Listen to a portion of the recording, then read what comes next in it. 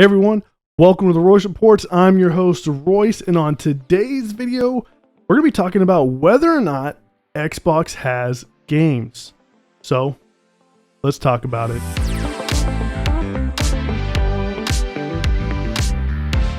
Alright, if you've been around for a while, then you know that Xbox, during the Xbox One generation, had this saying that you would just automatically get plagued with if you're an Xbox fan, is Xbox has no games. You would hear it all the time.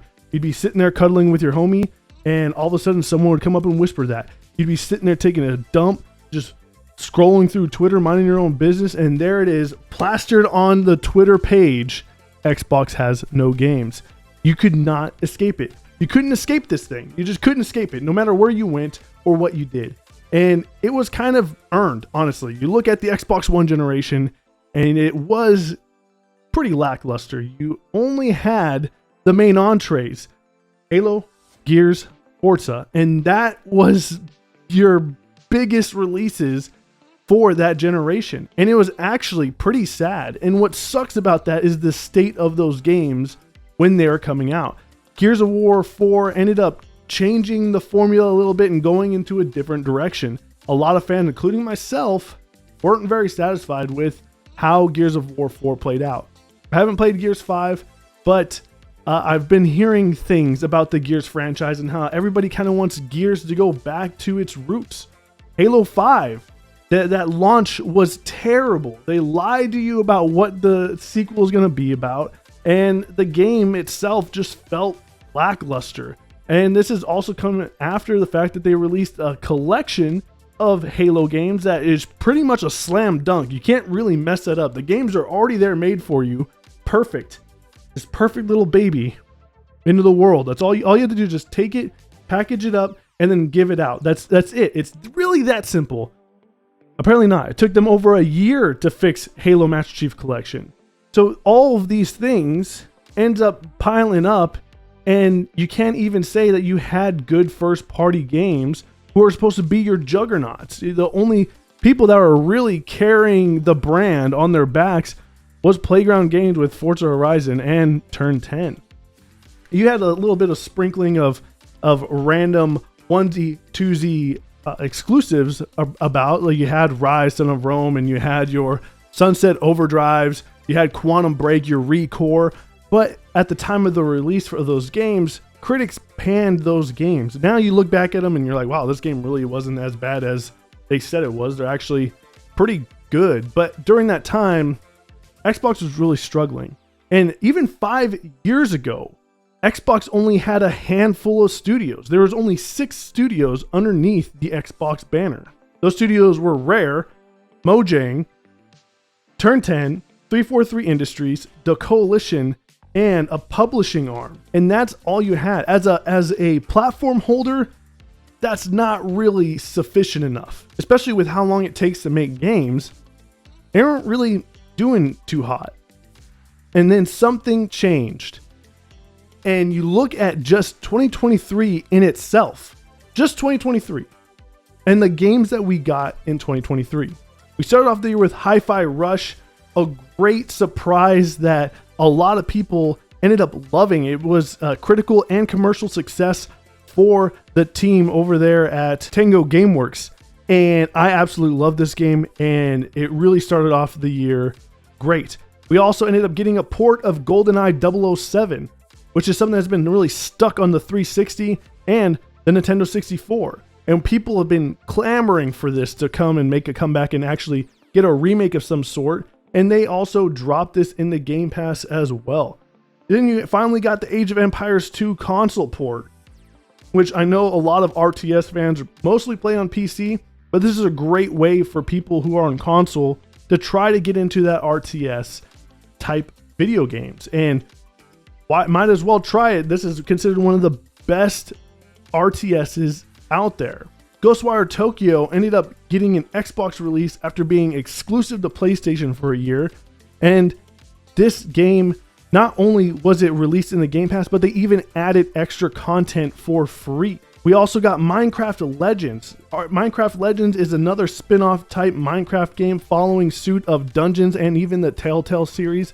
but Minecraft just goes to show that you can transfer Minecraft to different types of games, and you can have different takes on this IP, and they're all done pretty well. Redfall. We're not going to talk about Redfall. Redfall was a miss from Arcane Studios. It was a pretty bad video game. We finally got our 60 frames per second update, but it really wasn't the game that a lot of Xbox fans were hoping for, and it was a dud. But it still came out this year. We also ended up getting Quake 2 remastered. This follows the Quake 1 remaster that a lot of people were excited about, and a lot of people actually praised the remaster of it. And the same goes for the work that was done on Quake 2. A lot of people are talking about how this game is a success in its own, and that you should be able to go back and play it. And they might be gearing up for something special in the near future. Age of Empires 4 also ended up getting the Xbox console version. And the biggest game of the year for Xbox was Starfield. Starfield is Bethesda's first new IP in 20 years. It took them a really long time to get this game out, but it was a huge success. Not only in Game Pass numbers, not only the amount of people that played it on both Xbox and Steam, but it was also the best-selling game in September, being the first #1 best-selling game for Bethesda, even beating out things like Elder Scrolls and Fallout. Also, it is now the 7th best-selling game of the year, and it's on Game Pass. That just shows the power of Bethesda. Then we also ended up getting Forza Motorsport. Turn 10 has been working on this for a very long time. So long, in fact, that Forza Motorsport 7 actually got kicked off the platform due to rights. So Forza Motorsport was a long time coming, and a lot of gearheads really enjoy this video game. And to top it all off, for Xbox is a Killer Instinct update. And they're going back and updating this game and adding new characters. This is the biggest update that Killer Instinct has seen since the launch of the game. And it's a celebratory anniversary type update. Now, that was just Xbox games. Now, if you go and include ABK, now that they're owned by Xbox, that means ABK this year ended up dropping Diablo 4, Modern Warfare 3, and Crash Team Rumble. So they've had a really great year, and this is all underneath Xbox. These are all games coming out this year that you can play from Xbox, underneath the Xbox banner. That is ridiculous. And I know that a lot of people are saying like, okay, well, they're not game of the year, right? Over at the Joystick Rewards, 4 of those games are actually considered game of the year material. You have Hi-Fi Rush, Starfield, Forza Motorsport, and Diablo 4 all vying for game of the year at the Joystick Awards. So this is a pretty good year for Xbox in my opinion. And even though that they might not have been something that you would have liked, there was definitely a lot of stuff out there, and there's pretty much a guarantee that you would at least like or play one of those games. This is not the Xbox of Xbox One generation. It is not. It is completely a different Xbox. It's a different beast, and this is great to see. It's so crazy to me that within 5 years they went from 6 studios to now 35 studios, and those 35 studios include the likes of Activision, Blizzard, King, Bethesda, 343 Industries, The Coalition, Turn 10, Playground Games, Rare, Mojang, and Obsidian.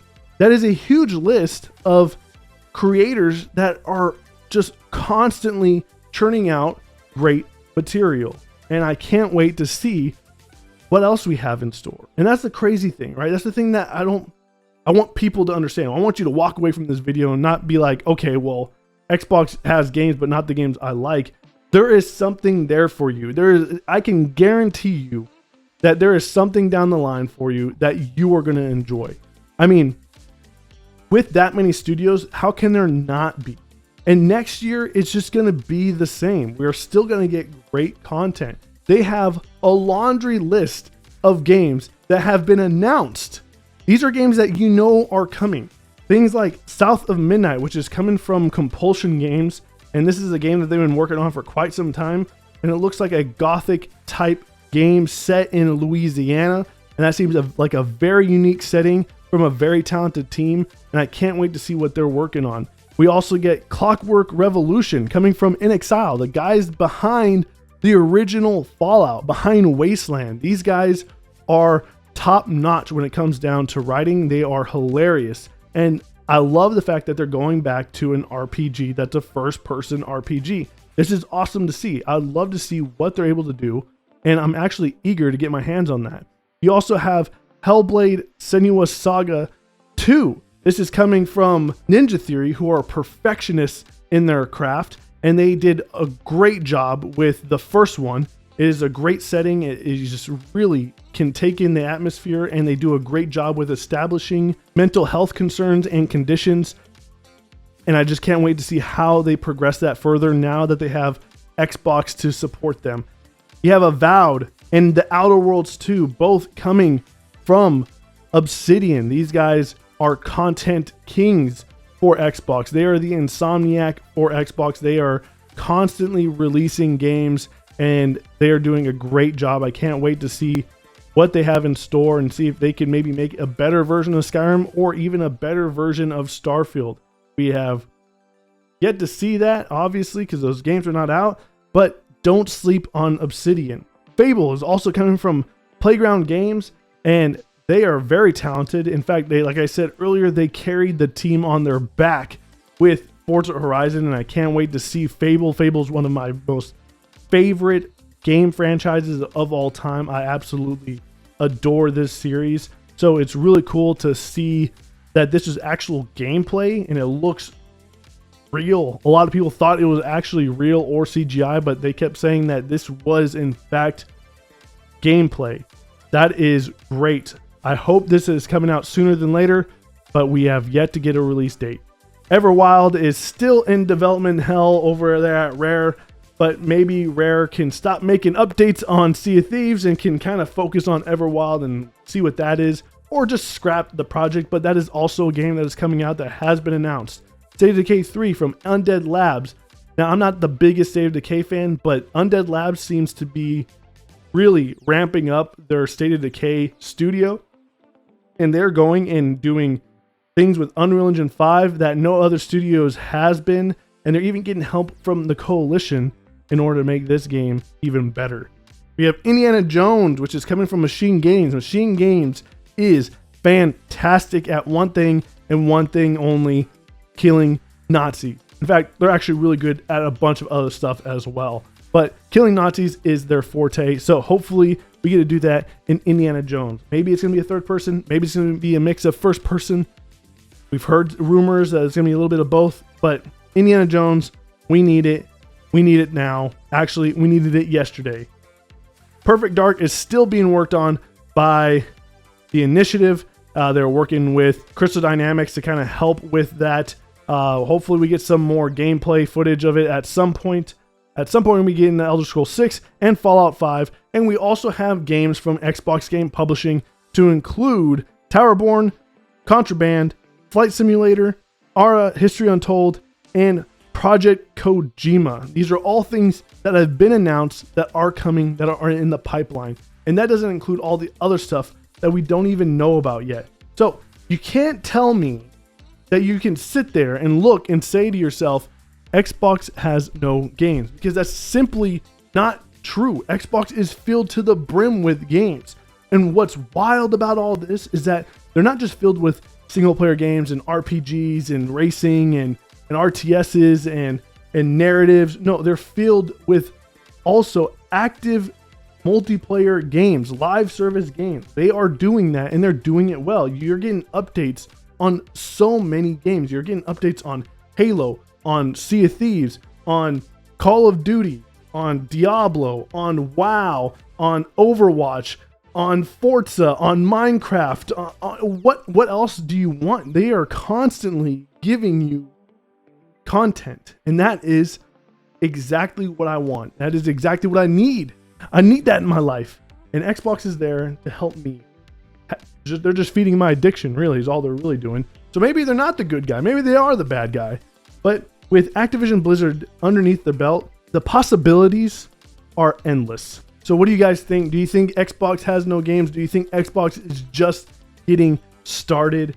Do you think that maybe Xbox needs to go and acquire even more? I am excited for the future of Xbox because the future looks bright. And if there is a game that you're looking forward to, well, guess what? Xbox has it for you. And they are the place to play. And what's great about that is if you don't want to get an Xbox, that's fine. Because you can play their games on PC, on cloud, and on mobile. And some of these games are even being multi-plat, and it will continue to be multi-plat, like Call of Duty. So you can play Call of Duty on your PlayStation if you want. So you don't really have to go anywhere. In fact, it looks like now the shoe is on the other foot. It seems as if PlayStation has no games. Well, let me know what you guys think in the comment section. Be sure to hit that like, subscribe, and bell notification, wherever it is. But I thank you so much for stopping by. I'll be seeing you guys on the next one. And remember, take it easy.